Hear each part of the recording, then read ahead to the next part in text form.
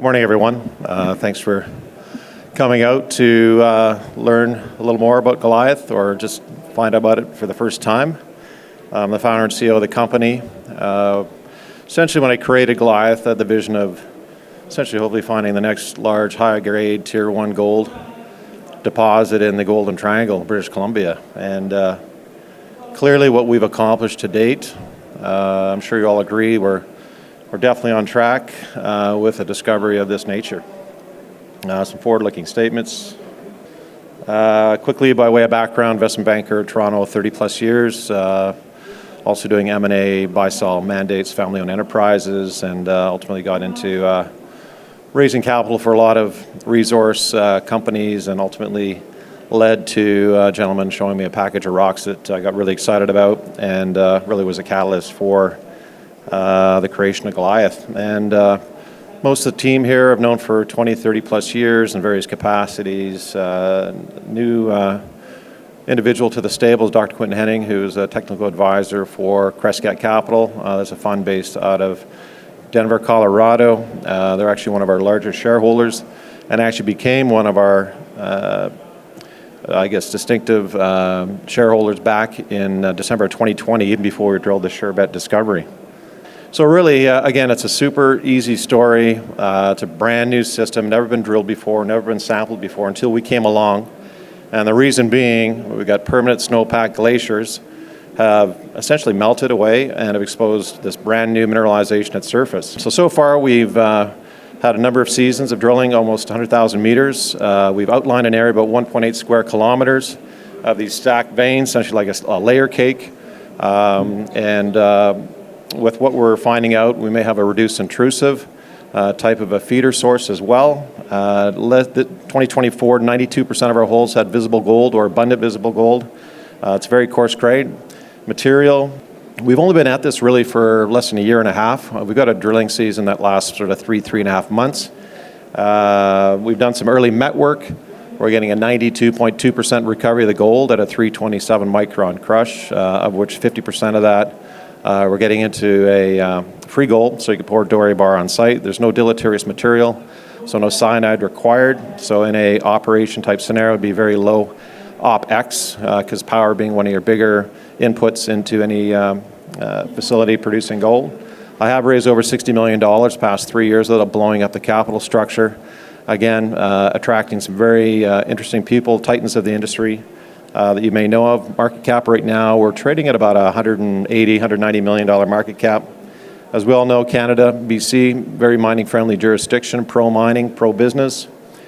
We do have quite a bit of infrastructure close by. We sit on tidewater. We use the town of Kitsault, which was built by Phelps Dodge back in the 70s for the Moly mine that went out of business shortly thereafter, so we can actually drive to the site from Terrace in about 3.5 hours. So high tension power, tidewater, great metallurgy, and we're about a 10-minute helicopter ride to the site.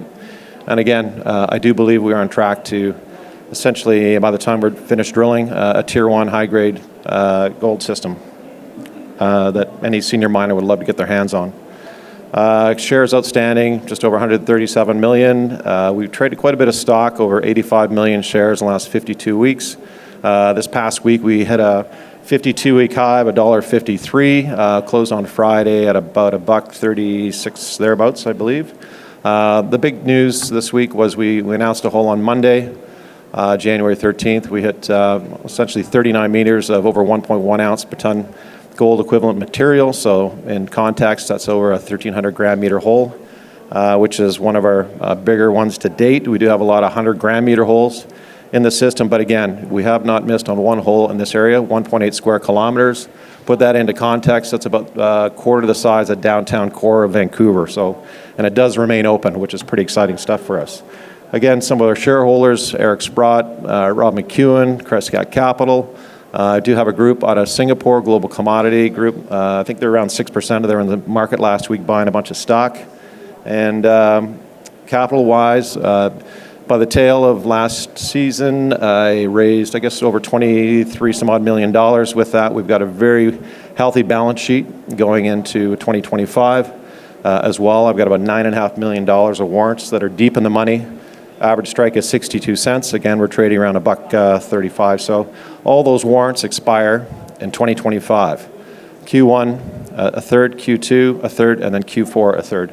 And again, that's typically owned by kind of the Crescats, the McEwens of the world, and a number of family offices. So I don't expect too much pressure on the stock, and it's really nice, obviously, to minimize the any additional dilution in the share price or capital structure.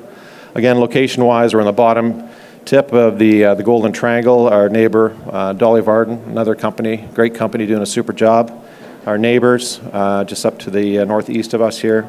As you can see, the tidewater on either side of the project, town of Kitsault. You see a road there. We're about 6 kilometers from the Dolly Varden access road, so lots of infrastructure close by, as well as the old mine that sits there in Kitsault. Here's kind of a quick picture of what some of the apartment buildings look like, our core shacks, et cetera. So very modern. Again, we're not sitting on the side of a mountain in tents with the team that come home and have a hot meal, nice shower in their own bedroom, essentially. So we're kind of like the Four Seasons of camps. We touched on that quickly. This presentation is on the website. So, some of the higher grade holes that we hit this year, various iterations of the model to date. We have hired a number of smart people, Archer Cathar, SRK, et cetera. Colorado School of Mines, very supportive. And again, we've got these 10 veins that are layered up, essentially like a layer cake or baklava, I guess if you're Greek, with all the like nice juicy bits in between the phyllo pastry. Another interesting aspect is all this actually sits above the valley floor. So we haven't gone down 500 meters and so on. Everything you see above the purple bit there is up in the sedimentary group, the Hazelton Suds. The purple is the Bonanza, which is the contact between the Suds and volcanics below. And the green is the Golden Gate, which actually sits within the volcanics.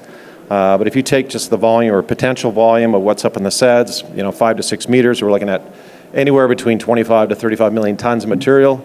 I'm not going to say it's going to be all economical, but again, we'll continue to drill and increase confidence level in the system.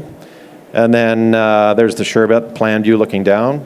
This is kind of an idea where we see the Sherbet down dipping to the southwest there. We think it continues down dip, and in that circle there in the pink, so we're getting some really high grade zones, i.e. the 1,300 gram meter hole that we just drilled. This is the Bonanza, again the contact plan view. That's a kilometer by kilometer. Here's another zone. Again, if you do a 5 to 6 meter average width, you're looking at another 28 to 35 million tons of material. The numbers here are very high grade. We're getting, again, 40 meters up to over an ounce. We're getting a lot of 8 meter holes over an ounce, 10 meter holes over an ounce. And this could be kind of a starter load for any senior miner looking at this asset. Here's the hole 260 that we announced on Monday. And essentially it all looks the same. It's the same vein. We're hitting the system kind of plus or minus 5 to 10 meters. What does that tell us? It does have continuity, very predictable, very robust system. And again, we're looking at a reduced intrusive type of possible mothership feeder zone that brought all this mineralization within these other veins that we've drilled in to date. Last year was the first time we actually did drill below the valley floor into the volcanics. We had 4 brand new lenses. We had no idea it existed. A number of them actually had visible gold, and assays are pending on those as well. So clearly there's a lot more going on here. We've got a lot more drilling ahead of us, and we're up for the task. I don't have a lot of time, so I'm just going to flip to you. You can see the nuggety gold. Here's this reduced intrusive style of mineralization. Here are the dikes that are the reduced intrusive style, which does have visible gold, bismuth, moly. And for me, the big takeaway is, for any company, there's like one reason to buy, 100 reasons to sell, but I'll give you 89 reasons why you might want to consider our company. Treasure Island, brand new discovery, VMS, 40 kilometers to the north. Excellent looking mineralization, high grade gold, copper type of system, kind of like Eskay Creek. Could possibly have something maybe even bigger than Sherbet. Assays are pending there. You can see high grade. This got mineralization splattered all over here, copper. Here are the near term catalysts. These are the 89 reasons. We got 42 holes, assays pending of 50 that we drilled this year, 13 holes from the relog of the intrusive. The bulk of those, 46%, have visible gold or abundant visible gold. We relogged a bunch of shoulders that we went back that we thought we missed some gold. Clearly we did, because a bunch of those have visible gold.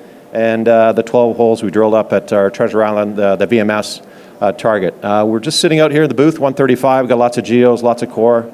And if you want to come and have some rock talk, I'd love to see you. Thank you.